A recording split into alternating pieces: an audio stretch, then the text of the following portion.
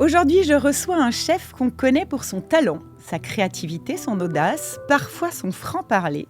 Mais derrière tout ça, il y a une immense sensibilité. Jérémy Moscovici a décroché sa première étoile à 19 ans, s'est révélé au grand public dans Top Chef et depuis, il n'a cessé de réinventer sa cuisine et sa vie. De Tahiti au Japon, en passant par la France et Miami, où il vient de poser ses valises.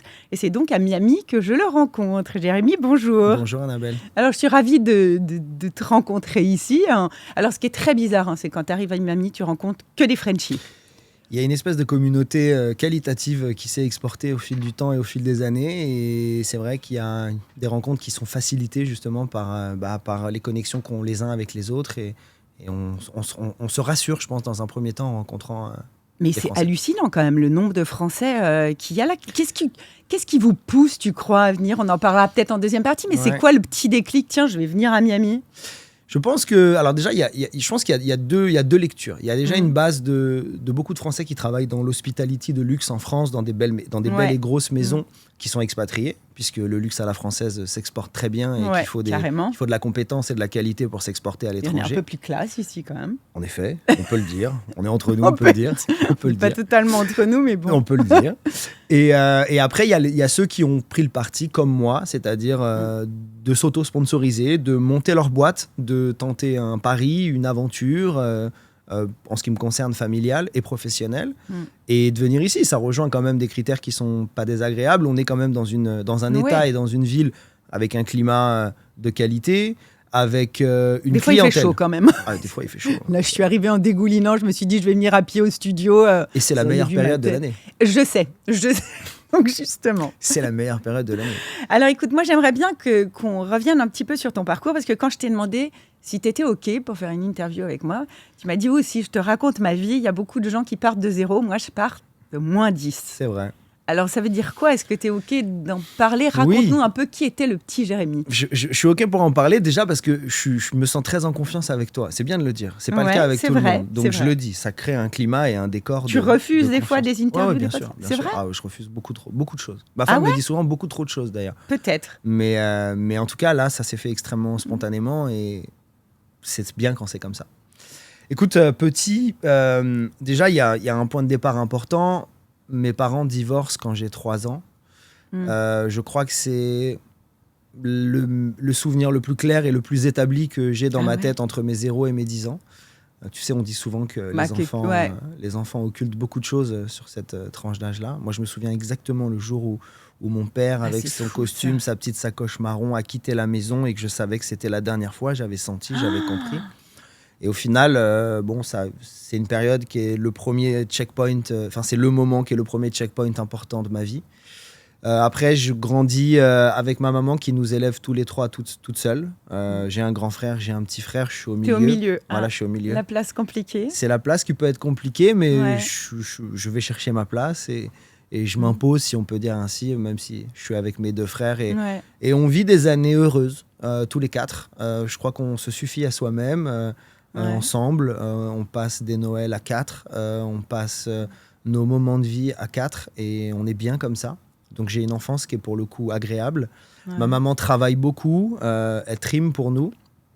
Est-ce que, puisque le fil conducteur quand même, c'est la passion, la cuisine, qu'est-ce que ça représentait la nourriture à cette époque-là? Est-ce que c'était le confort? Est-ce que c'était ces moments de partage, ces moments où vous étiez tous soudés? Puisque si tu dis qu'il y a un trauma, je ne vais pas faire de la psychanalyse de supermarché, évidemment, mais ton envie derrière de faire de la cuisine, qu'est-ce que ça raconte de cette partie-là de ton enfance?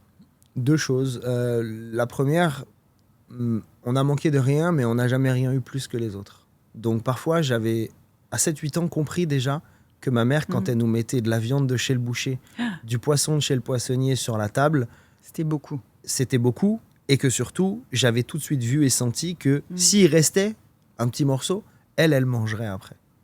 Tu vois, là, c'est important cette nuance-là. Donc déjà, la nourriture, il y a ce côté d'avoir envie de donner, de partager, de donner au plus grand nombre, d'où l'idée d'avoir eu envie de voyager après, d'aller présenter avec humilité mon travail, mes créations au plus grand nombre. Ça, c'est le premier point.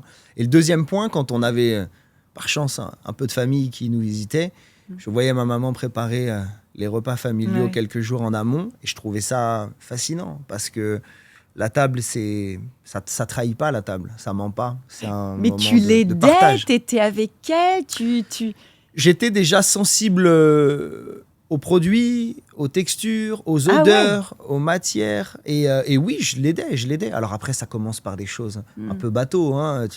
Comment je parle de l'épluchage, hein, comme ma carrière professionnelle d'ailleurs. Hein. Tu commences par éplucher, tu commences par écouter, faire la petite main. Ouais, c'est sûr. Les rôles se sont inversés avec ma mère aujourd'hui, c'est ça qui est bien. Aujourd'hui, c'est elle qui épluche. C'est elle qui fait la petite main, exactement. Ouais, tout à fait. Donc ça part de là. En fait, cette passion et cette envie, finalement, il y a déjà une envie de faire le bien. Je comprends que faire à manger, c'est distribuer quelque chose de positif. C'est réconfortant. C'est réconfortant, oui, c'est rassurant, c'est des repères. Ça te permet aussi de marquer dans le temps un moment, une période, un souvenir. Et ça, c'est des choses qui sont tout de suite, que je comprends tout de suite. Et du coup, là, si je te dis, dans tes souvenirs de ta petite enfance, est-ce que, par exemple, tu as des odeurs, des fois, qui te ramènent à un plat de ta maman, à quelque chose comme ça? Bien sûr. Je me souviens, ma mère, elle faisait le vendredi soir, une fois par mois, ou quoi, elle faisait ce qu'elle appelait un complet poisson. Ça, voilà. Ça veut dire, ma mère est originaire d'Afrique du Nord, donc cuisine très méditerranéenne. Wow. Donc, le complet poisson, c'était des légumes, des poivrons et des tomates longuement et à feu doux confits. Donc, tu avais des odeurs avec de l'ail, du concentré de tomate, des oignons. Donc, dans chaque plat de ma mère, j'ai l'ail et l'oignon déjà, tu vois. Ah donc, ouais. qui sont quand même des saveurs qui dégagent et qui proposent quelque chose. Donc, et puis après, j'avais l'odeur du poisson qui grillait. Et puis la friteuse, sa petite friteuse artisanale maison qu'elle faisait avec ses 3 bains de frites. Voilà, c'est ça, moi, l'odeur de ma jeunesse, c'est le complet poisson de ma mère. Voilà, avec la harissa à côté et tout. Voilà, c'était ça. Voilà. Alors, vous vivez tous les 4, tu dis facilement. Le petit Jérémy à l'école, c'est pas sa tasse de thé. Non, c'est pas terrible. T'es diagnostiqué HP, quelque chose comme ça. Ouais, exactement, tout à fait. Et du coup, donc t'es inadapté, puisque autant ici, aux US, on trouve plus facilement sa place dans autre chose, mais en France, c'est toujours très compliqué d'être un enfant différent. C'est vrai. Donc, qu'est-ce qui fait que tu te dis, je vais me diriger vers la cuisine? Est-ce que tu dis, bon, allez, ok, je touche à ça, ou je fais plouf, plouf, plouf et je choisis au hasard? Ou il y a un déclic? J'ai été bercé par 3 choses qui m'ont procuré de l'émotion, qui m'ont procuré de la passion. C'était la cuisine à mon adolescence, qui déjà était un beau moyen d'expression pour moi. Le théâtre. J'ai fait du théâtre, j'ai fait le cours Florent, ouais. Donc le théâtre. J'allais dire, je t'ai peut-être croisé là-bas, mais genre juste 20 ans d'écart. Ouais, mais peut-être sur une pièce où je jouais ton fils, peut-être. Ah ouais, t'as fait le cours. J'ai fait le cours Florent. Et le football, qui était ma première grande histoire d'amour dans la vie, c'était vraiment ma passion, et c'est toujours aujourd'hui ma première passion. Mais la cuisine m'a ouvert les portes plus rapidement. Et j'ai des gens qui m'ont fait confiance, qui m'ont tendu la main, qui m'ont regardé finalement comme à l'école on m'avait jamais regardé, c'est-à-dire avec de l'empathie, avec un regard doux. Parce que du coup, tu fais un CAP, c'est ça? Ouais, alors... Ouais, parce que ton parcours, il est quand même... ce qu'il faut expliquer, ce qui m'a intéressé, c'est que ton parcours, il n'est pas classique. Non, il n'est pas classique du tout. Il n'est pas classique. Tu as fait un peu un rejet de tout ce qui se fait de cette exigence en France. C'est vrai, tu as raison. C'est pas quelque chose qui... Tu as raison. Parce que tu l'as dit, je t'ai entendu dire, c'est pas quelque chose qui t'aide ou qui te porte. T'as improvisé total. On va parler Top Chef après. Bon, toujours est-il que tu te retrouves dans un resto où tu obtiens une première étoile à 19 ans. Mais qu'est-ce qui te conduit entre le petit Jérémy qui sort de l'école, qui est inadapté, à cette étoile à 19 ans? C'est quoi ce short parcours? Déjà, je pense que, pour en revenir à l'histoire de mon père, je pense que j'ai grandi avec une espèce de haine de la réussite. Carrément, tu dis ça. Ouais, de haine de la réussite. De haine. Je voulais pas être cuisinier, je voulais être chef cuisinier. Je voulais pas correctement gagner ma vie, je voulais bien gagner ma vie. Ah, c'est pas une haine de la réussite, c'est qu'en fait, t'avais j'avais la haine de réussir, pardon. T'avais la niaque. Voilà, exactement. Je veux réussir, cette obsession de la je réussite. veux lui prouver que je suis capable de faire quelque chose. Exactement. Parce qu'une fois que mes parents se sont séparés. J'ai continué à voir mon père jusqu'à mes 12, 14, 15 ans. Mon père a refait sa vie et il s'est rapidement mis sur messagerie sur ce qu'était sa vie d'avant. Et forcément, moi, derrière, je vais dans cette, comme je te le disais, dans cette obsession de la réussite. Donc de la performance. Et de la performance, de l'exigence et de la compétence. Voilà. Alors comment tu t'y prends ? Tu l'as dit justement, le parcours n'est pas classique, c'est sûr. Je le recommanderais à personne, c'est sûr. Oui, et en même temps, tu es un exemple. Donc... Oui, mais parce que je pense que je suis formaté pas comme la génération d'aujourd'hui. Je suis plus solide, je suis moins friable, je suis moins tendre que la génération d'aujourd'hui. Donc j'ai un mental qui m'a permis de vraiment de confronter beaucoup de choses. Il y a 4 écoles hôtelières à Paris qui sont à peu près valables. J'ai fait les 4, je me suis fait virer des 4. Ouais. Voilà, je suis resté quelques semaines à chaque fois parce que là encore, le système ne fonctionnait pas pour moi. J'étais brillant dans les parties TP, dans tout ce qui était histoire, machin et tout. J'étais pas à ma place. J'avais besoin de m'exprimer, d'être sur le floor et donc je me suis fait dégager à chaque fois des 4. Donc en fait, ça veut dire que tous ces grands chefs qui essayaient de t'aider, de t'inculquer des choses, mais qui sont très... Alors, le premier parrain de Hope était Marc Vera. Et on est devenus amis avec Marc parce que quand on allait dans son resto, je le voyais traiter ses employés d'une manière tellement odieuse que je disais mais comment tu oses parler aux gens comme ça? Non, mais écoute, et déjà t'as une chance, c'est qu'il était dans son resto, c'est bien. Non, alors il l'est quand même souvent. Ouais. Moi, à chaque fois que j'y suis allée, il était tout le temps. Mais en fait, cette manière, je disais pourquoi est-ce que c'est vraiment une obligation de traiter les gens comme ça? Et tu vois, ça me choquait. Donc, est-ce que ça fait partie du fait que ça, t'as pas supporté cette autorité-là? Déjà, comme tu l'as dit tout à l'heure, le parcours n'est pas classique dans le sens où je n'ai pas fait ces grandes maisons. Parce que je savais que je ne supporterais pas ça. Et aussi, après, quand j'ai commencé à avancer et à créer un peu mon histoire, mon parcours, et à pointer un peu le bout de mon nez dans le milieu, ces mecs-là ne m'ont jamais regardé. Voilà. Ne m'ont jamais regardé jusqu'au moment où je suis revenu faire Top Chef. Mais ils ne m'ont jamais regardé. Donc, j'ai continué à mener mon bonhomme de chemin avec une direction, une ligne conductrice. Donc, ces mecs-là ne m'ont jamais regardé. Et je savais que je ne pourrais pas aller dans ces maisons-là, parce que là, j'ai l'humilité de savoir que je n'avais pas le mental pour aller dans ces maisons-là. Je n'aurais pas supporté 48 heures le fait que quand un mec surassaisonne un peu une sauce, on lui dise tiens, tu peux me mettre ça à la plonge, qu'on lui donne un cul de poil, un manche de poil brûlant parce qu'il était sur le brasero avant, volontairement pour qu'il se brûle. Et j'en ai d'autres. Donc je savais que je ne supporterais pas ça. Tu veux dire que y a quand même de la maltraitance? Mais bien sûr. Oui, mais je suis... Ouais. Évidemment qu'il y a de la maltraitance. Et aujourd'hui, on a affaire à un nouveau phénomène.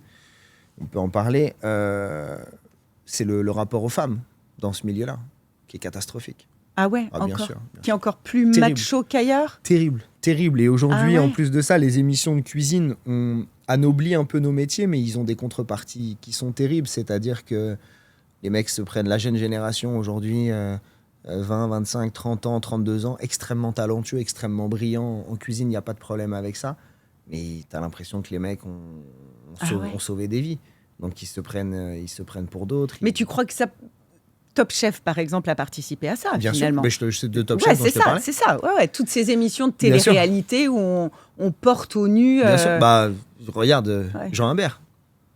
Ouais. Jean Humbert, qui a été propulsé tout là-haut et qui, là, je le regarde avec des pop-corn et une bouteille de gazeuse en train de dégringoler parce que je sais... Après, c'est la même histoire que sur Love Story, qu'une Loana, etc. C'est tout ce que la télé-réalité fait de... Mais pour des raisons différentes. Ouais, regarde Jean Humbert, il a gagné Top Chef. Je vois plus qui c'est, moi. On a parlé que de lui en France récemment. Moi, je était pas tellement chef exécutif du Plaza Athénée, chef référent pour LVMH, la Maison Dior, etc. Tout le monde l'a dégagé. Tout le monde l'a mis en stand-by. Il est en train de tout perdre. C'est mec qui a mis un coup de tête à sa femme, il a dit plusieurs plaintes sur lui et tout. Ça. Traitement des employés catastrophique. Puis Jean, comme il est très courageux, je l'ai charclé 2-3 fois sur Instagram, il m'a bloqué. Le mec a le temps, tu vois. Bref. Bref, donc du coup, tu arrives quand même dans un restaurant où J'arrive dans un restaurant chez des gens merveilleux. Et alors, comment t'es accepté? Je t'explique, je pars comme ça avec mon petit CV, une feuille A4, mon nom, mon prénom, mon adresse, pas grand-chose d'autre. J'avais 15 ans et demi. Et j'arrive comme ça et je dis c'était 2 frères. Et je peux les citer, ils s'appellent Jérôme et Stéphane Dumont. C'est des gens extraordinaires. C'est des gens qui avaient 3 affaires à Paris. Et je lui dis, écoutez, monsieur, j'ai pas le CV de l'histoire, j'ai 15 ans, mais par contre, j'ai envie. j'ai envie et j'aime ça et je suis prêt à bosser et j'ai la niaque. Et 15 ans. Et je vous demande ma chance. Ouais, parce que je quitte l'école au mois de février de la 3e. Basta, je sors. Et tout de suite, ma mère, j'ai un deal avec elle. Je lui dis, maman, je pars de l'école, mais fais-moi confiance. Je vais y arriver. Donc, elle me donne cette opportunité-là. Et j'arrive et je vois un des 2 frères. Je me souviens très bien, c'était l'Auberge Bressane, avenue de la Mode Piquet-Grenelle à Paris. Et il me dit, OK, ça devait être un mercredi ou un jeudi. Il me dit, bah, viens lundi à 8h. Je lui dis, OK, je serai là. Et ça a démarré comme ça. Et ces gens-là m'ont... C'est ces gens-là qui m'ont porté. Donc, ils t'ont fait confiance, ils t'ont donné les rênes de la cuisine. Pas tout de suite, j'ai 15 ans, j'apprends avec eux, 15 ans, 16 ans, 17 ans, 18 ans. Donc là, t'as été hyper stable. Hyper stable. Avec eux, j'ai fait 3-4 ans. Voilà. Ouais. C'est la seule fois où j'ai dû faire 3-4 ans quelque part d'ailleurs. Ouais. Enfin, hors avec ma femme, avec qui je suis depuis 11 ans. Mais... super actif, créatif, qui est propre à beaucoup d'artistes. Hein, ouais, j'en suis conscient. Et donc là, t'obtiens ta première étoile. Et là, il me donne les clés d'un établissement dans les hauteurs du parc de Saint-Cloud, avec lequel, à 19 ans, j'obtiens mon premier prix au Michelin. Voilà. Donc ça part comme ça. Et là, je prends beaucoup de confiance. Un peu trop ou pas? Pas encore. Ça, c'est Top Chef qui fait beaucoup trop de confiance. Mais là, je prends juste la confiance nécessaire. Donc là, tu te dis pas, ouais, je me la pète un peu. Non, pas encore. Pas encore. Après, oui. Ah, après, t'es conscient de ça. Après, je suis monté et je suis retombé. Je me suis remis les 2 pieds bien sur le sol. Mais après, oui, je suis monté. Pas là. Là, ça me donne beaucoup de confiance. Et donc là, ça te donne de la confiance, pourquoi? C'est-à-dire que le restaurant s'installe un peu. On te regarde. On te dit, bah, quand même, à 19 ans, je suis partie, pas de 0, mais de moins 10. Ouais. Et peut-être aussi que... Enfin, sûrement, parce que c'est quand même propre à beaucoup de chefs d'entreprise. Le rapport au papa, souvent, c'est quand même quelque chose qui donne une impulsion. Extrêmement névrosé à cette période. Voilà. Et donc, du coup, là, pourquoi tu te dis... c'est les sirènes, les étoiles qui t'appellent et je vais faire Top Chef. Top Chef, ça arrive un peu après. Comme je te dis, à cette période-là, ce qui est ma plus grande confiance, c'est qu'on me regarde et que finalement on me respecte. Je suis un jeune garçon qui a passé 15 ans de sa vie à l'école à ce qu'on explique. Voilà, exactement. Et à ce qu'on dise à ma mère que votre fils, il doit aller voir un psy, ça va pas, il est pas normal, il est pas normal, il est pas normal, il est pas normal, il est pas normal. Donc ça a été très dur. Donc c'était déjà, pour moi personnellement, on me regardait enfin pour des bonnes raisons et surtout pour ma mère. C'est ça qui m'a...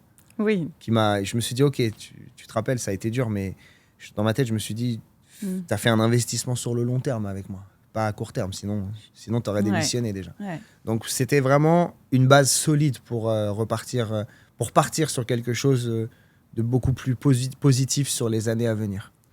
Donc il y a cette période-là. Bon, après, ça n'entrave pas et ça ne guérit pas toutes mes névroses et toutes mes blessures, mais en tout cas, ça me donne de la confiance. Après, je monte ma première boîte en Angleterre, à Londres, de private chef. Ça se passe très bien. Donc là, t'es hyper jeune. Ouais, j'ai à peine 20 ans. Ouais, c'est couillu quand même. Oui, c'est couillu, mais ça me ressemble. Ouais. C'est comme quand je suis venu ici. J'avais jamais foutu les pieds à Miami de ma vie. Je suis parti avec femme et enfant. Tu parlais même pas anglais? Pas très... Oh, à Londres. Ouais. Si, à Londres. Non, mais à Londres, quand je suis arrivé, je parlais rien du tout. Et heureusement que j'avais Google Trad. Je parlais rien du tout. Et là, ça se passe bien. Ça se passe bien. Je fais des belles rencontres. Je m'occupe de Ben Stiller. Je fais des belles rencontres. Mais comment tu arrives à rencontrer ces gens-là? Tu veux vraiment que je te raconte ça? Ben Stiller, c'est magnifique. Oui, oui, vas-y, parce que c'est ça qui nous intéresse. Ben Stiller, c'est magnifique. Je suis à Londres. Il doit me rester 15 jours d'oseille pour tenir. Je sais plus rien. Donc là, tu es célibataire. Célibataire, rien du tout, pas d'enfant. Ouais. J'arrive à Londres, je me dis, ok, je n'ai pas fait le truc normal. Le petit appartement, je me souviens, j'avais un hôtel, c'était l'hôtel Rembrandt, à 100 mètres de Harrods, South Kensington, bel hôtel, etc., etc. Et du coup, je dis à ma mère tous les soirs, maman, ça cartonne, tout se passe très bien, je me régale. Sauf que quand je raccrochais, j'étais à la strada complet, il ne se passait rien du tout.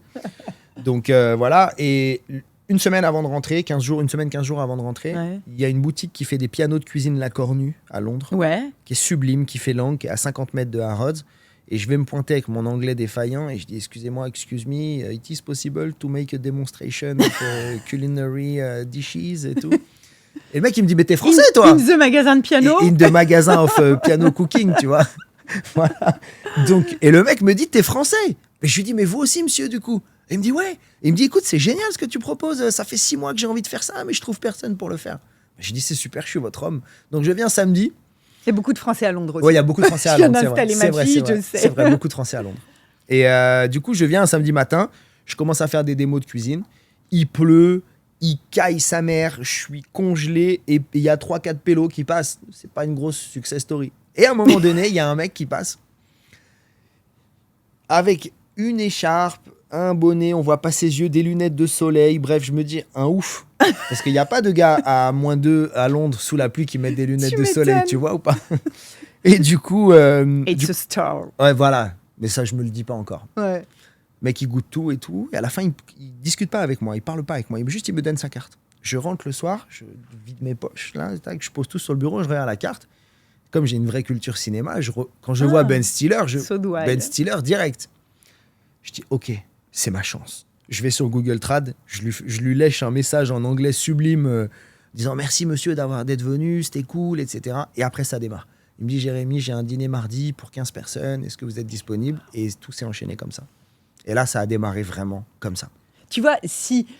C'est le destin, ça. Non, mais en fait, des fois, c'est ce que j'essaye d'expliquer à mes enfants ou des fois, quand on me dit chez Aube, tu y vas. Mais en fait, ce genre de culot, quand tu l'as, c'est la dernière fois, j'étais dans le train, puis il y a un copain qui me dit il y a Jean-Pierre Papin qui est en première. Oh, JPP. Jean-Pierre Papin?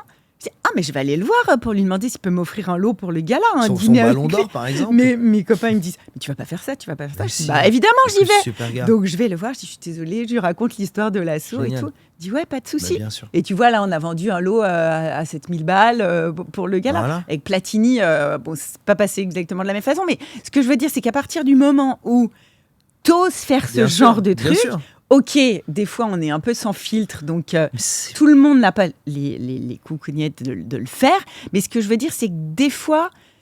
Alors, je te raconte, j'aime pas trop parler de moi dans les podcasts, mais quand même... Moi, ça m'intéresse. Mon parcours de journaliste et tout ce que j'ai vécu jusque-là, je le dois aussi à Frédéric Lopez. Ok. En terre inconnue. Parce qu'en fait, quand je suis arrivée à Lyon, j'ai allumé mon téléviseur, c'est un peu la même histoire que toi. Okay. J'ai vu ce mec à la télé, je dis, waouh, il est trop canon. Je faisais une école de com, je le demande pour faire un stage avec lui. On me dit non, on ne prend pas de stagiaire. Je veux faire un stage avec vous, on ne prend pas de stagiaire. Je veux faire un stage avec vous. Du coup, je suis devenue attachée de presse d'une compagnie théâtrale que j'ai fait inviter dans l'émission de Fred. À la fin de l'émission, je dis je veux travailler avec vous. Non, on ne prend pas de stagiaire. Je discute et Fred me dit bon, allez, ok, c'est bon, je te prends. Tu l'avais assez et travaillé. Après, voilà. Donc, ce que je veux dire, génial, c'est le petit aparté pour dire voilà, à un moment donné, quand tu veux vraiment quelque chose. Voilà, et comme tu le dis, t'es parti de -10 et t'as réussi. Donc Ben Stiller, waouh. Bien sûr, et puis c'est histoire surtout, de fou. Pour reprendre ce que tu dis, Annabelle, c'est surtout que quand tu veux quelque chose et que t'es pas trop con, t'as compris que le quelque chose, il viendra pas toquer à ta porte. Ah ben non, ça c'est sûr. Tu vois, ça marche pas comme ça. Non, non. C'est bien de le dire parce qu'il y en a qui pensent vraiment que le quelque chose toque à la porte. Non, ça marche pas comme ça. T'as toujours des nouvelles de Ben Stiller? Un message par an. Mais waouh, et il t'a jamais rappelé pour venir bosser chez lui? Non, par contre, je l'ai toujours tenu au courant de ce que je faisais. Et après, moi, je suis parti vers d'autres cieux après Londres. Et je l'ai toujours mis dans la boucle de ce que je faisais, où je partais. Et il a toujours eu le petit mot qu'il fallait et qui allait bien. Donc, tu vas cuisiner chez Ben Stiller. T'arrives comment la première fois? C'est quoi tout T'es dans tes petits souliers? Moi, j'ai une force, c'est que je garde mon anxiété avant et après. Mais pendant, j'arrive, je fais comme si tout est normal. Et la force, elle est là, en fait. C'est d'arriver en laissant transparaître que tu es en contrôle de tout. Mais ta nuit avant? Ma nuit, elle est très courte. Elle est quasi inexistante. Mais là, elle est mêlée par 2 sentiments. Je suis pas stressé, je suis très excité. Bien sûr. Tu vois, ça me met le côté un peu... Moi, je suis quelqu'un qui arrive bien à me transcender dans ce genre de situation-là. Ça ne me tétanise pas, au contraire, ça me galvanise très fort. Donc la nuit d'avant, elle est courte, certes, mais j'ai tout cadré à la virgule pour qu'il n'y ait pas d'impro, pour que je sois nickel. Et au final, j'arrive, tac, tac, je commence à ouvrir tous les placards, les tiroirs, je prends possession tout de suite de mon espace. Ouais, tu m'étonnes. Et après, je délivre. Et quand je sors, mais quel kiff! Et comment ça s'est passé? Qu'est-ce qu'il t'a dit? Alors, figure-toi qu'en plus, on n'avait pas parlé d'argent. Donc, ouais. J'avais mis mes derniers deniers dans le... Limite, je le ferais gratos. Ouais, mais je savais que ce serait pas ça. Mais j'aurais pu le faire gratos. Mais j'avais mis mes derniers deniers dans l'achat des matières premières.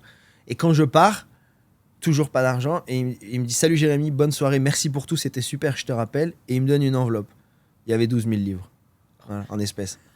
Et donc là, tu te dis « Ok, c'est ça le taf en fait. » Rester un tout petit Tu vois, peu. je vais peut-être Donc prolonger. ça a été ton déclic. Ouais, c'est de là que tout part. Dans le privé et dans ma passion de délivrer et d'avoir un retour instantané, parce que finalement, le fil conducteur, c'est toujours celui-ci pour moi. C'est de faire le bien et de voir sur la tête des gens, à travers un sourire, un Bien regard, sûr, un merci, ouais. que j'ai fait le bien. Que les gens me disent que ce que je cuisine ou ce que je propose, c'est bon, je m'en fous un peu, je le sais. Moi, ce que je veux, c'est aller les chercher sur une émotion, sur un moment, sur ce que je peux dégager humainement. Parce que le privé, c'est ça, je l'ai toujours expliqué, je l'ai toujours dit. Tu rentres C'est dans ça. l'intimité des ça. gens. C'est Donc un truc de dingue donc par la c'est bouffe. 50% de cuisine, 50% d'humain. Ouais. La cuisine ne peut parfois devenir qu'un prétexte. C'est ta personnalité, ce que tu dégages, les codes que tu as, la compréhension de ton interlocuteur, à savoir quand parler, à savoir quand se mettre en retrait, à savoir quand fermer une porte, alors qu'il ne te l'a pas demandé. Mais c'est sentir tout ça. C'est avoir une prise de conscience de la personne que tu as en face de toi et de l'atmosphère et de le cerner très vite pour comprendre au moment M où il va être soit en famille, soit avec des invités sérieux, l'attitude à adopter. Et ça me plaît beaucoup. C'est fascinant. C'est se mettre au service de quelqu'un dans le sens le plus noble du terme. Tu vois ? Ouais, bah, de toute façon, la cuisine, c'est tellement de sentiments. Tout à fait. C'est l'intimité, c'est la convivialité, c'est le partage. Ça représente tellement de choses. Tout à fait. Tout à fait. Et l'émotion aussi. Ouais. Tu te souviens du plat que tu lui avais fait ? La première fois, oui, je m'en souviens très bien. Fish and chip, amélioré. Non, t'imagines. Sur un point de table. Non, le premier plat que je lui avais fait, j'avais fait un pot-au-feu de foie gras, qui était mon plat signature. Donc un pot-au-feu de foie gras, c'est une cuisson du foie gras très particulière, qui est cuit à 160 degrés dans une huile neutre. Ouais. Longue, ce qui va te permettre d'avoir 3 textures sur le foie gras, une belle croûte bien brune, une première texture un petit peu plus ferme et le cœur un peu plus crémeux. Donc c'est une belle cuisson, avec une infusion de gingembre, une dizaine de légumes différents avec 10 cuissons différentes. On en avait parlé. Ah ouais. Et après, je lui avais fait mon risotto de riz noir, vieux parmesan et truffes noires. Voilà. Oh my God. C'était mes 2 plats qui m'accompagnaient. Et c'était pas du tout londonien, parce que la bouffe à non, pas du tout londonien. soyons sérieux, elle est vraiment... Tu te doutes bien que ces gens-là ne mangent pas de food londonienne. Non, ouais, tu m'étonnes. Donc après, qu'est-ce qui fait que tu te dis, bon, bah là, je pourrais rester quand même en chef privé c'est que Top Chef vient de démarrer. Moi, je regarde pas tellement, je suis désolée. Non, c'est pas grave, on s'en fout. Entre-temps, alors, je t'emmène jusqu'à Top Chef. Je quitte Londres, je pars à Tokyo. Je fais 2 ans à Tokyo, je refais la même chose, je recrée ma compagnie de private chef, je travaille pour un grand homme d'affaires asiatique à Tokyo, et ensuite je fais une 3e, je fais Tahiti. Je vis à Tahiti pendant à peu près 2 ans. Vraiment le nomade. Hein. Ouais, mais parce que j'ai construit en fait ce que je suis aujourd'hui à travers ça, à travers des cultures, à travers des lumières différentes, à travers Justement, des peuples. est-ce que ce qui te fait partir de Londres à Tokyo jusqu'à Tahiti, est-ce que c'est la découverte ou l'envie de découvrir une cuisine différente ou plutôt une culture différente, même si les deux se rejoignent? Il y a plein de sentiments. Je crois qu'il y a... Je vais être honnête, et j'ai jamais dit ça, mais parce que c'est la vérité. Il y a ce que tu viens de dire, les deux. Et il y a le fait aussi que mon père voit que je suis partout, quoi. Que je voyage. Ah, donc tu vois ce que je veux dire? T'as toujours ça alors que t'as 22, 23 ans. Quoi. Ouais, 22, 23, 24, 25, 26, 28, 30, 32, 34. En fait, le fait qu'il... Ouais, est-ce qu'il va voir... Et je sais qu'il voit. Et oui, il y a ça, bien sûr. Ça, je crois que c'est ce qui m'a animé, aller presque même jusqu'à encore aujourd'hui. Tu lui parles encore? Non, on se parle plus. La dernière fois qu'on s'est parlé, c'était il y a 3-4 ans. J'ai un fils qui a 9 ans, il a eu 9 ans, là, il y a 3 jours, mon fils, il l'a jamais vu. Tu vois, pour moi, c'est... Mais tu sais qu'il continue, qu'il te suit. Ah, je sais. Mon père est pas très malin en réseaux sociaux, donc je vois qu'il regarde tout ce que je fais sur Instagram, par exemple. Et t'aimerais quoi, des fois, qu'il t'appelle, Si demain il t'appelle pour dire qu'on va se prendre un café, est-ce que tu irais? D'abord, j'aimerais qu'il s'excuse pour tout ce temps où il n'a pas été au niveau. Mais tu serais prêt à pardonner? Je pense que je pourrais pardonner à partir du moment où j'ai des vraies excuses. Parce que pour moi, c'est ça l'ordre des choses. J'ai un fils qui a 9 ans. Je sais ce que c'est d'être papa aujourd'hui. Demain, mon fils, il tue quelqu'un, je ferai en sorte de le défendre. Bon, alors moi, j'étais pas facile, je sais.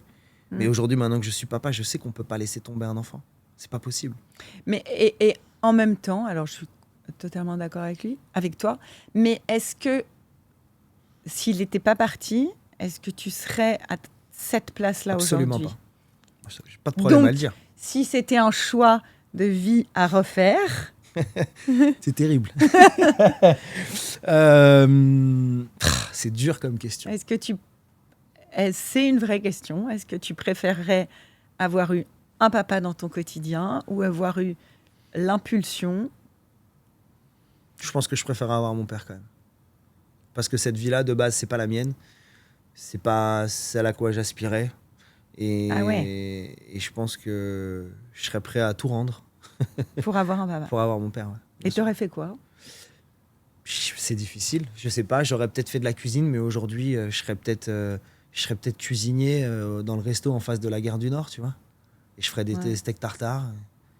Mais c'est beau quand même de dire ça, de dire ah que oui, je te le crois, 100%. Ça a été que des névroses pour moi.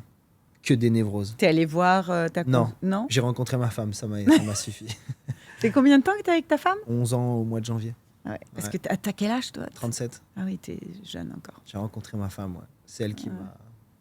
Qui est là dans ton quotidien ouais, pour c'est elle t'aider, qui m'a pour te soutenir. Elle m'a sauvé d'une certaine manière. Et la cuisine, est-ce qu'elle t'a sauvé ? Non. Ma femme m'a sauvé. La cuisine, ça m'a pas sauvé. La cuisine, ça m'a... Déporté. Oui, c'est ça. C'est le bon mot. Ça m'a empêché de penser au reste. Mais ma femme a, elle, réglé, soigné. Ça a été dur. Au début, c'était dur. C'est quoi ces qualités principales qui font qu'elle t'a aidé et qu'elle t'a sorti la tête de l'eau ? Déjà, elle m'a regardé comme il fallait. Ouais. C'est-à-dire, elle m'a pas entendu, elle m'a écouté. Elle a un socle familial qui est différent du mien. Elle est extrêmement famille, donc elle comprend très bien tout un tas de choses. Elle m'a apaisé à travers juste un regard, à travers le simple fait d'une main posée sur le front, tu vois, des choses simples. Ouais, tendresse. Là. Ouais, voilà. Et elle m'a beaucoup rassuré aussi. Moi, j'ai toujours eu finalement, même quand j'ai rencontré ma femme, pendant les 2-3 premières années, la peur de l'abandon. C'est un truc qui m'a toujours poursuivi, tu vois. Donc, qui ne te quitte jamais, je pense. Non, je pense pas. Alors ça s'atténue, mais ça ne te quitte jamais vraiment, tu as raison. Du coup, tu es encore plus sur tes enfants, tu es un papa poule. De fou. De fou. Mes enfants, ma femme, c'est... T'es très présent, tu les emmènes à l'école. Bien sûr, on fait plein de choses ensemble. Puis tu vois, je vais te donner une anecdote mignonne, c'est que quand on a eu Nathan, le grand, le premier, et que à cette période-là, je commençais à bien gagner ma vie, à gagner de l'argent, mais que dans ma vie, dans ma tête, je me suis toujours dit que peut-être qu'un jour ça s'arrêtera. Donc en fait, avec ma femme, on a pris le parti de tout ce qu'on fait, on l'a toujours fait en famille. On l'a toujours fait à 3, avec le grand, et avec le petit qui est arrivé là, qui va avoir 2 ans en janvier. On s'est toujours dit, au moins toutes les danses qu'on aura dansées, on ne nous les enlèvera pas et on les aura vécues en famille, tu vois. Donc oui, je suis très famille. Pour moi, la famille, c'est celle que tu crées qui a de la valeur. Parce que la première, elle m'a beaucoup déçu, tu vois. Elle m'a beaucoup... je la fantasmais beaucoup et elle m'a beaucoup déçu. À part ma mère, qui est le pilier central... Qui est toujours bien présente. Toujours bien présente, bien sûr. Ma mère, c'est... Alors, après tout ça, Tahiti, Japon, Tahiti, Top Chef. Ouais, Top Chef. Oh. Top Chef, ils viennent me chercher. Ah, ils viennent te chercher. C'est pas moi qui candidate. Ils viennent me chercher. C'est une histoire de fou. À l'époque, j'avais Facebook, avant de le dégager. J'avais Facebook et je reçois dans les... Notification, mais sur le côté, pas le fil central. Je reçois un message sur lequel je tombe un dimanche soir qui m'avait été envoyé il y a 15 jours en me disant la date butoir, c'était demain 9h, soit le lundi. Je te jure, ça s'est passé comme ça. Et en gros, on me dit, on aimerait bien vous avoir, etc. À cette époque-là, je suis chef exécutif d'un relais château en Normandie, à côté de Deauville. Ouais. Et ils viennent me chercher dans cette configuration-là. Je réponds très vite, tout de suite. On me rappelle le lendemain matin à la première heure, on me dit, est-ce que tu peux venir passer un entretien ? Je viens passer un entretien au bureau d'M6. Ça dure 1 heure. Et ensuite, j'arrive tout de suite dans le dernier carré final du casting. Je passe par rien d'autre. Il y a des mecs qui font des étapes, 5, 6, 7. Et toi, non. Hop. Je passe direct dans les 20 ou 30 derniers. Je fais le casting, tac, tac, je suis noté. J'ai appris par la force des choses après les notes que j'avais eues, donc j'avais été bien noté. Et après, comme j'avais envie de le faire. Je vais être honnête, j'avais envie de le faire. Mais connaissant, sans vraiment connaître le format, mais connaissant le milieu, je savais qu'il fallait que j'y arrive avec ma personnalité. Pour faire la différence. À 70% et 30% de cuisine. Donc, j'arrive, je suis pas très sympa. Je suis assez froid. Est-ce que intentionnellement t'as joué le mec un peu con? Non. Non. Un peu con, non, parce que Non, mais pas con, mais je suis je veux dire un incapable de peu. le faire. Pas con. Trop brillant pour faire le Non, mais con. j'ai pas trouvé le bon mot, mais un peu dur, un peu froid. ouais, un peu. Alors, voilà quoi. volontairement, Je- oui, je l'ai mis en place, mais c'est aussi ce que je suis, donc je le sais. C'est-à-dire que je suis assez distant, je suis assez froid au début quand je connais pas et j'observe. Grande beaucoup. gueule, voilà, je cherchais le Non, terme. non, Grande c'était gueule. pas grande gueule. C'était plutôt, c'était vraiment le terme parfait. C'est vraiment antipathique, c'est-à-dire pas hyper sympa. Ah Bonjour, ouais. oui, bonjour. Voilà, c'est pas très sympa. Donc Mais- là, tu joues ton rôle. J'ai fait d'une le cours certaine Florent. manière, ouais, c'est vrai, c'est un espèce de fond de Ouais, commerce, bien ouais. sûr. Ouais, de pas être très, très chaleureux au premier abord. Mais les gens ont le double effet qui se coule avec moi, parce que du coup, après, quand ils se rendent compte qui je suis vraiment et qu'ils ont décidé de gratter un peu, ils se Ouais. rendent compte que c'est pas trop dégueulasse, tu vois. Ouais. Et qu'on sait qu'on peut compter sur moi. Voilà. Donc oui, j'arrive dans cette configuration-là. 10 jours après, on m'appelle, on me dit Jérémy, tu feras partie du programme. Ok, super. Et Ravi. là, t'es comment? Tu te dis. Ah, Même pas. Même pas. Je suis très content. Je suis très content parce que je me dis, ok, dans Mon ma père tête. va me voir. T'as dit quoi? Mon père va me voir. J'y pense. Non, à ce moment-là, j'y pense même pas à ça. Ouais. Je me dis quoi? Je me dis, ok, le milieu dans lequel j'évolue, la cuisine. Putain, les mecs, vous m'avez pas regardé sur toutes ces années. Il y en a plein de vous qui m'a tendu la main.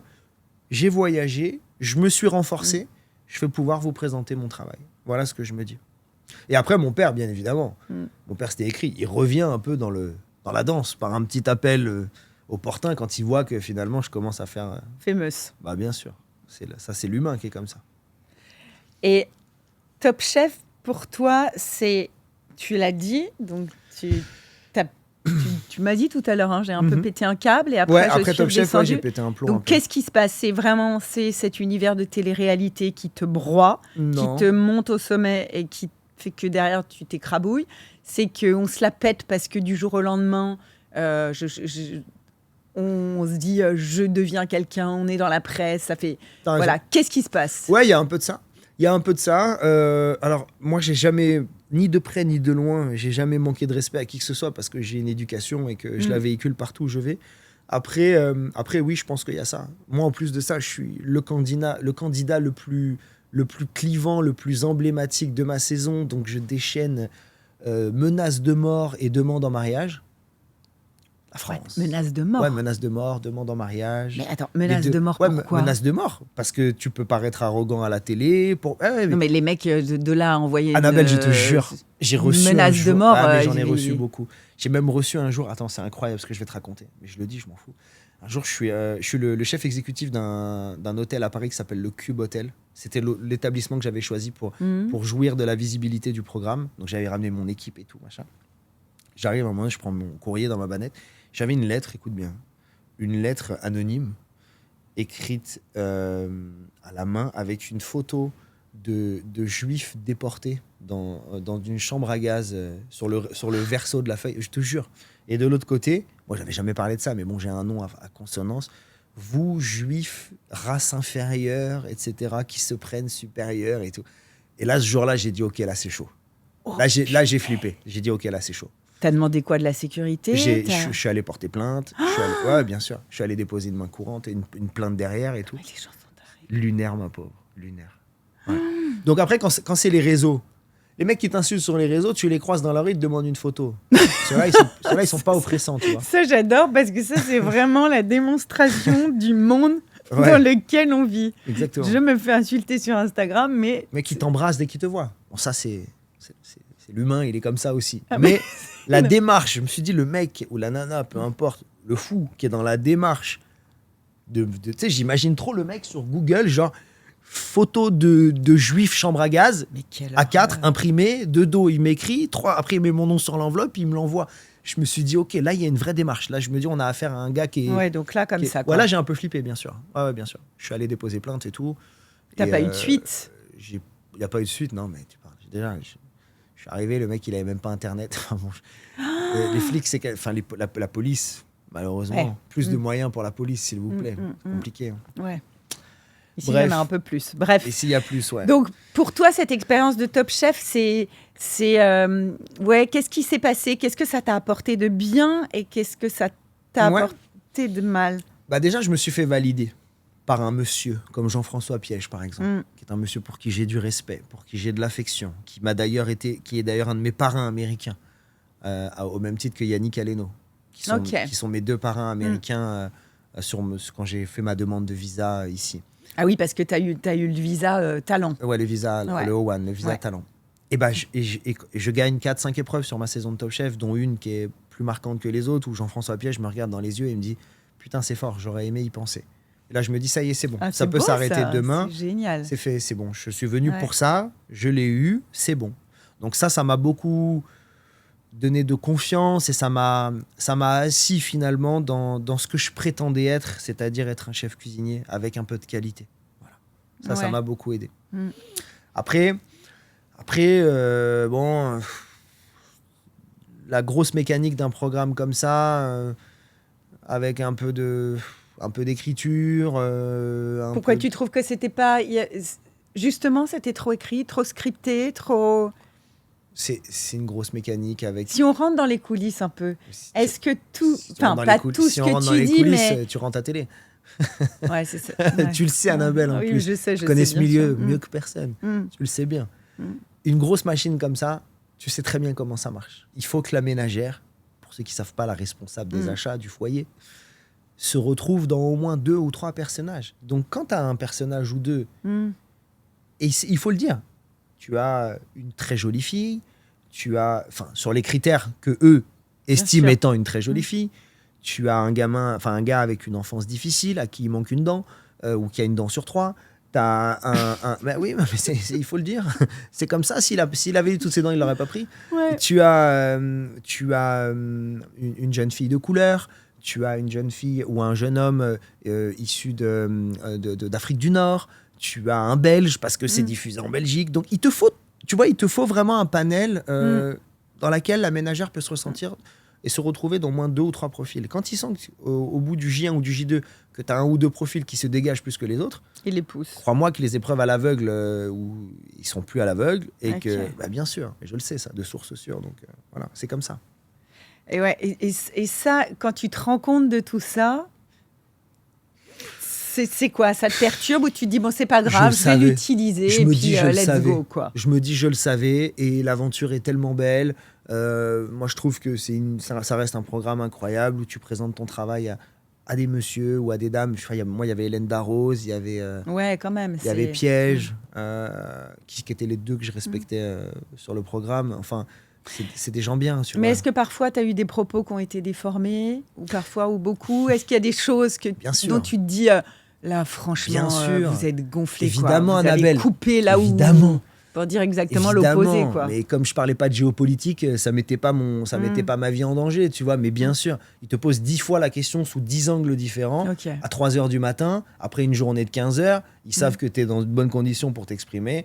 Et quand tu dis gris 10 fois et que tu vas dire beige une fois, ils t'amènent sur le beige avec le son du 3 décembre sur un audio du 6 janvier. Oui, bien sûr. T'as vu la série Culte ? Culte. Ouais, faut que tu regardes parce qu'en fait, ils sont en train... Ça m'étonnerait pas qu'un jour, ils fassent Top Chef. C'est une série sur la création, justement, de ces programmes de télé-réalité. Et donc, du coup, ils ont fait Love Story. Et puis... Ah oui, je l'ai vu. Et en Love fait, Story, là, je l'ai vu. apparemment, c'est... merde, le boys band, là, comment il s'appelait? Les To Be Free. Ça m'étonnerait pas qu'un jour... Et du coup, tu vois les coulisses, comment ça se crée, etc. Je l'ai vu sur Love Story, donc, je l'ai vu. Et j'ai vu qu'ils ont annoncé les To Be Free aussi. C'est sur Amazon? Ouais, Amazon c'est sur Prime. Ouais, je l'ai vu. Je l'ai vu passer. Je vois que l'heure tourne. Je voudrais aussi Alors, juste, comment tu gères cette pression du succès quand même avec Top Chef? Parce que du coup, tu es un peu partout dans la presse. Il y a des gens qui disent « Ouais, il est un peu grande gueule, c'est un peu too much ». Comment on redescend de ça? Mais surtout, qu'est-ce qu'on en fait derrière? Bon, déjà, je pense que ça me fait marrer. Je te dis, il y a 3 mois où je m'enjaille un peu trop avec moi-même. Ou un soir... tu testes les demandes en mariage. Ouais, enfin, il y a eu de ça aussi. Oui, bien sûr. Et un soir, je me souviens, j'arrive pour Noël chez ma mère. m'étais acheté une montre, je m'étais fait faire un impair, le même que Sherlock Holmes, j'avais des sacs de cadeaux et tout. Ma mère elle m'a regardé comme ça. J'étais sur le pas de la porte, elle m'a dit on va se voir après le dîner un petit peu, hein, tous les deux. J'avais pas passé le pas de la porte encore. Je dis ouais maman, bien sûr, avec plaisir et tout. Elle m'a mis une tréra, comme on dit chez moi. T'as vu à quoi tu ressembles, c'est plus toi. C'est pas nous, c'est pas ce que je t'ai appris, c'est pas ce que c'est exactement. Voilà, ça a duré 3 mois, c'était drôle, c'était sympa. Je suis vite, le lundi matin à 8h, j'étais de retour comme j'étais avant. Donc voilà. Mais en tout cas, ça a été. Maman. Merci maman. Une maman qui fait le rôle d'une maman et d'un papa. Voilà, exactement. Donc voilà, il y a eu cette période-là.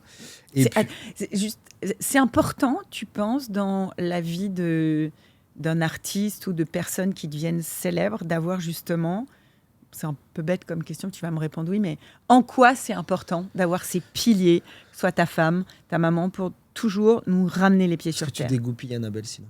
Je pense que tu peux dégoupiller. Tu penses que même quand tu es préparé, tu dégoupilles quand même? Bah déjà, tu sais pas si tu es préparé. Tu peux être préparé, mais jusqu'à quel point après tu successful et jusqu'à quel point tu successful et après où tu peux te casser la gueule. Dans la préparation, je pense qu'il y a tellement de scénarios possibles que je sais pas si tu peux être préparé à tout. Mais ce que je pense, oui, c'est indispensable. Parce que le système aujourd'hui, encore plus qu'il y a 20-30 ans, je pense qu'il est plus fort. C'est comme Sega, il est plus fort que toi. Je pense que c'est plus fort que toi et que si t'es pas entouré de vrais gens, je pense que tu peux vite exploser. Ouais, d'où l'importance de. Je pense. J'ai pas la vérité absolue, mais c'est que mon avis. Moi, je vois parce que mine de rien, quand tu fais Top Chef, c'est un tout petit niveau. À l'époque, c'est 6-7 millions de téléspectateurs. C'est beaucoup, mais ça reste un petit niveau. On fait de la cuisine, encore une fois, on sauve pas des vies, etc. Mais je pense que en fait, t'es personne. D'un coup, tu te retrouves partout. Tu fais pas 10 mètres dans la rue sans que les gens t'arrêtent pas pour faire des photos. Comment Honnêtement, très bien. Je trouve ça rejoignait tout. Les gens étaient quand même gentils, même si des fois tu recevais des insultes sur bien sûr, Insta. Il y a jamais un gars qui m'a insulté en vrai. Jamais.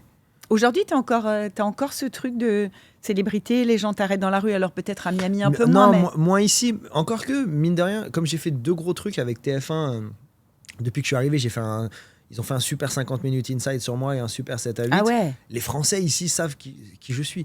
Mais au final, je suis aussi venu ici pour ça, pour une certaine forme de tranquillité, de sérénité, de cadre de vie. En fait, moi, je suis quelqu'un qui me lasse beaucoup.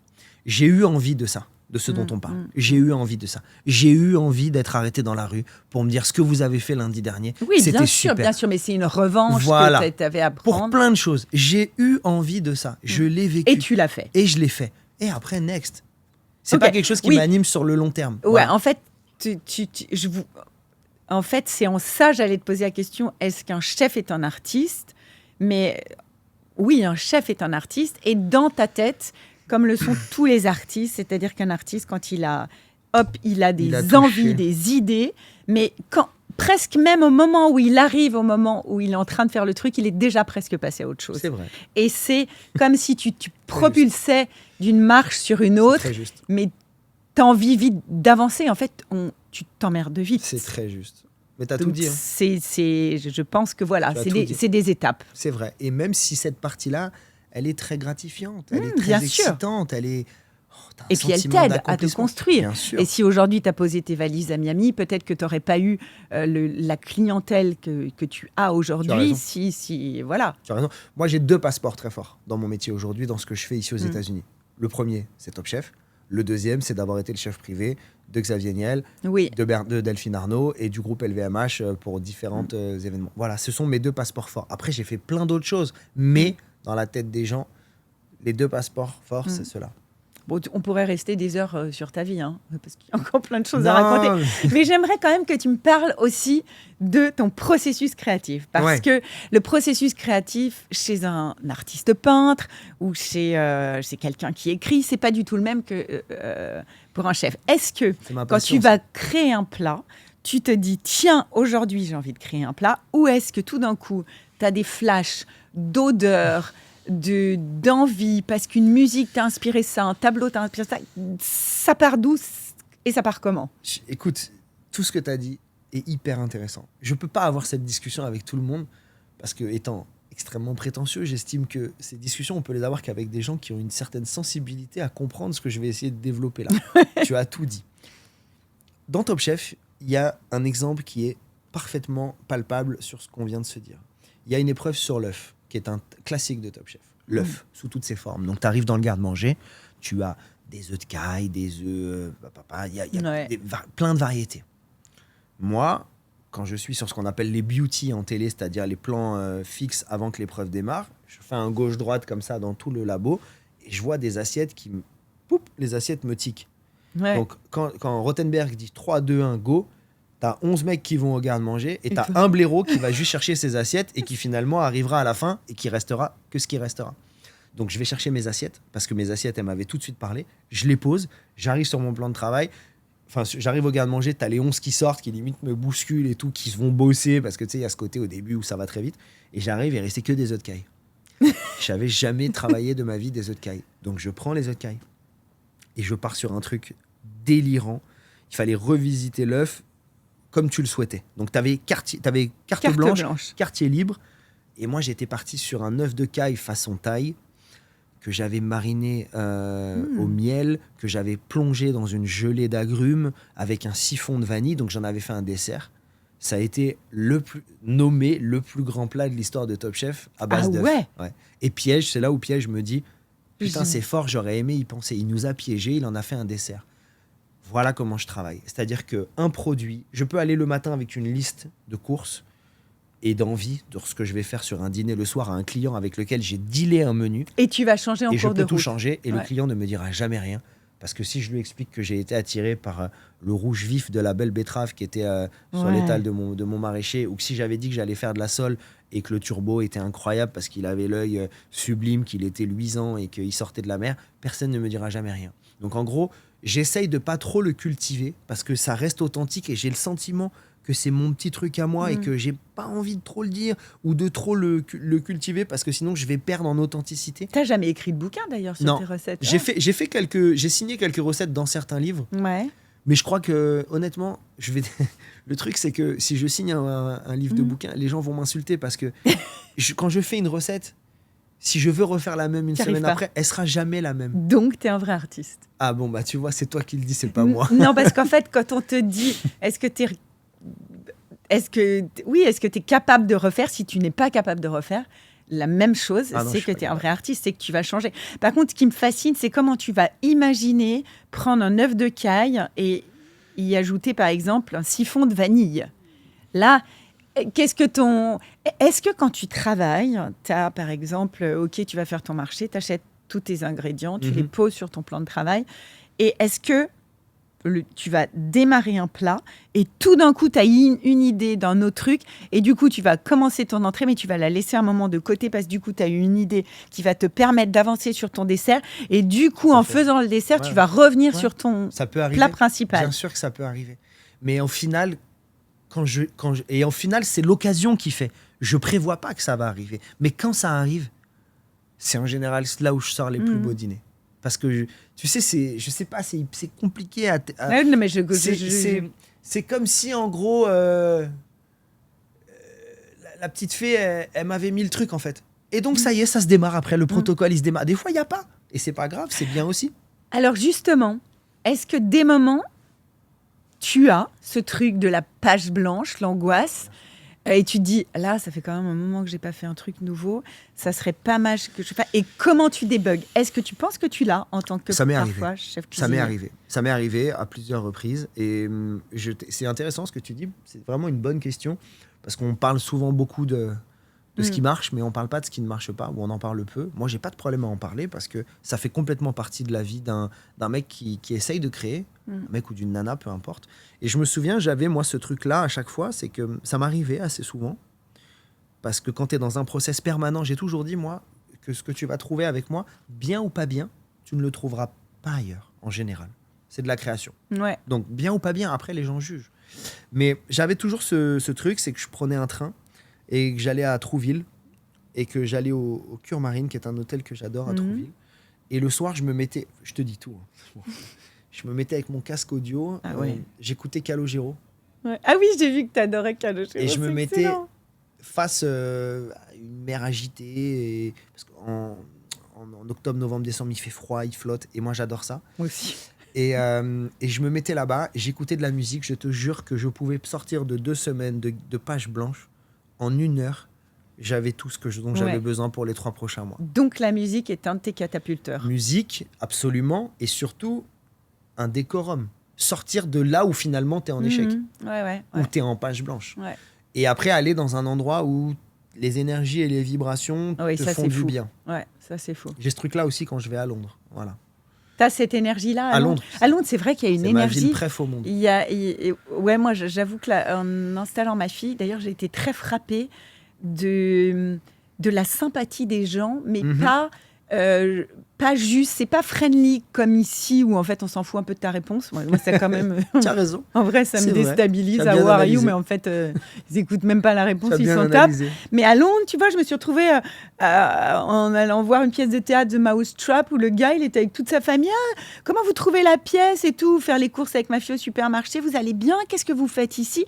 Et ils écoutent ce que tu dis. Et en fait, moi qui déteste quand même les grandes villes, je trouve que Londres est une ville hyper sympa. D'accord, je partage ça. Bref, je dérive.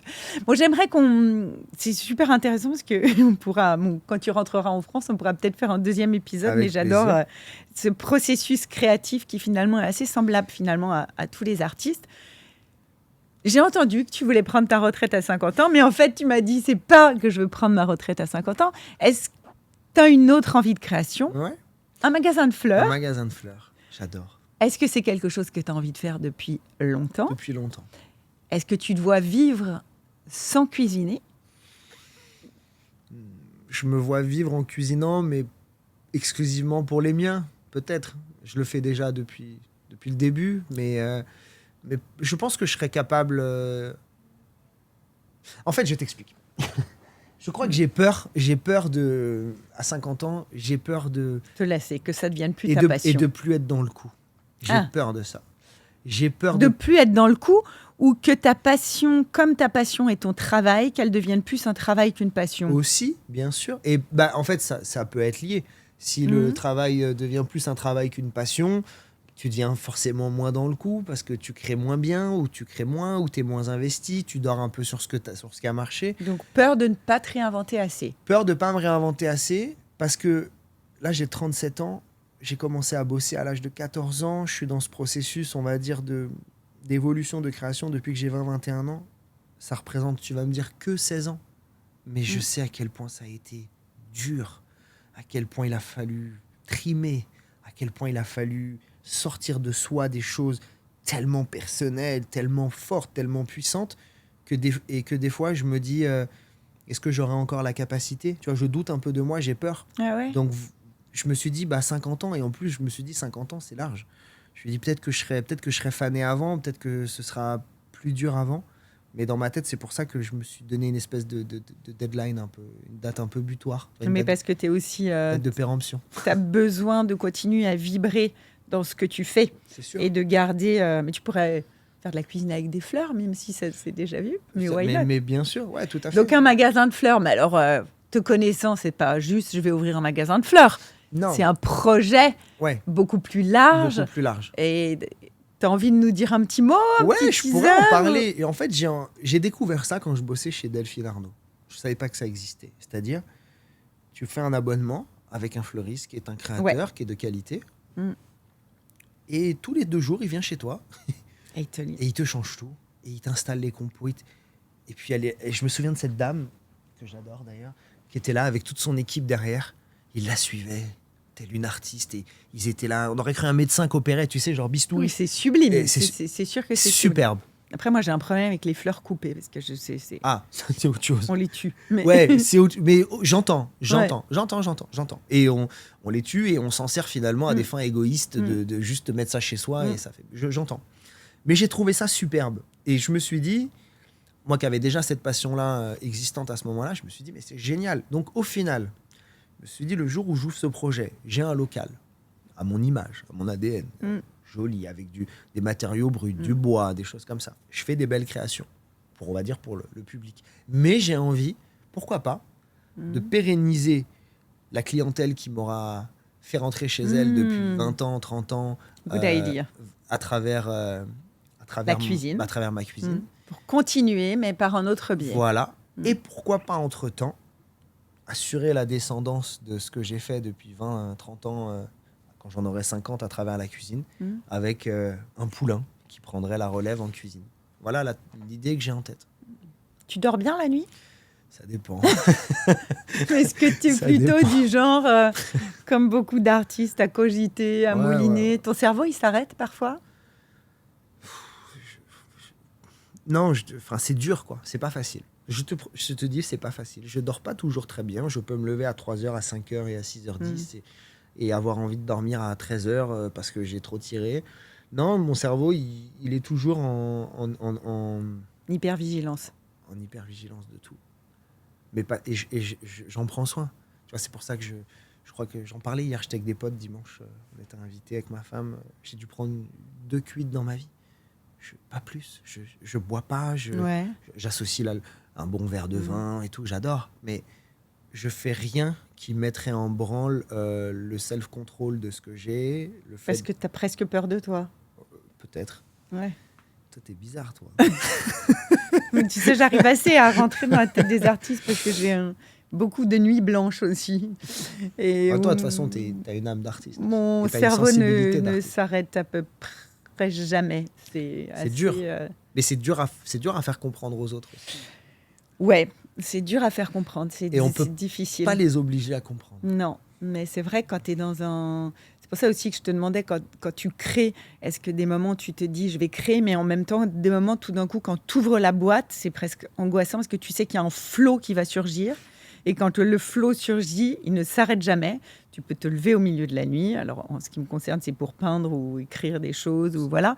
Mais tu sais que c'est très difficile de mettre le bouton en off. Et par exemple, moi, j'admire énormément mon mari qui gère 12 000 personnes, mais qui est capable le soir de se mettre en pause en à peu près 15 secondes. En 15 secondes, c'est fort. À 15 secondes, il dort.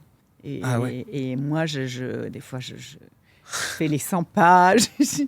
Mais voilà. Et en même temps, il y a cette créativité qui est là tout le temps et qui nous habite et qui est quand même juste assez magique. Il est géré. Il y a des gens qui gèrent par un processeur ou... Ah non, mais non, mais de toute façon, un jour, je pense que lui, il aura une puce, mais je sais pas, il a cette capacité à se mettre en pause en 2 secondes. C'est fort. Et Après, c'est quelqu'un qui a peut-être aussi pris le temps de parfaitement se connaître. Et peut-être qu'aussi, il est parfaitement organisé, contrairement à nous, où c'est un bon bordel, mais organisé, mais un bon bordel. Peut-être que lui est parfaitement... Ah, mais alors ça, pour être organisé, il est organisé. D'ailleurs, je lui ai dit l'autre jour, peut-être je devrais t'interviewer, ce serait rigolo, mais je ne saurais pas par où commencer. Bon, en tout cas, Jérémy, j'ai été ravie de te recevoir donc, à Miami. Et chez toi, où tu as posé tes valises, où tu es chef privé. Et ça a été vraiment un chouette moment. Et je pense qu'on aurait pu continuer encore des heures, mais je vois que nous devons conclure. Donc merci beaucoup. Si vous avez aimé ce podcast, likez, partagez, commentez. Et puis je vous dis à très bientôt. Salut, merci.